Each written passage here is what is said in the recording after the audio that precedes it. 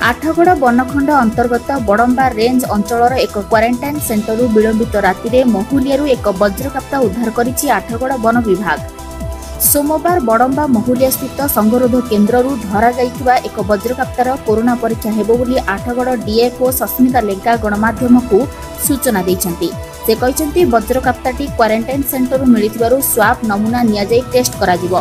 Test Odisha रे ही हेबो बोली डीएफओ गणमाध्यम को कहिसन्ति। आठगड़ डीएफओ सूचना मुताबक वज्रकाप्ताटी 4 किलो ओजन रहबो एवं सुस्थ अवस्था अच्छी। तार किछि परीक्षण पर जंगल रे छाड़ी दिया जिवो। जेहेतु क्वारंटाइन सेंटर उद्धार करा जायछि दरकार पड़िले कोरोना परीक्षण करा जिवो एवं वज्रकाप्ताटी क्वारंटाइन सेंटर को केमिति आसिला से बाबद रे अधिक तदंत जारी रहिछि। आठगड़रू मानस रंजन साहू को रिपोर्ट एचआरटीवी ओडिया।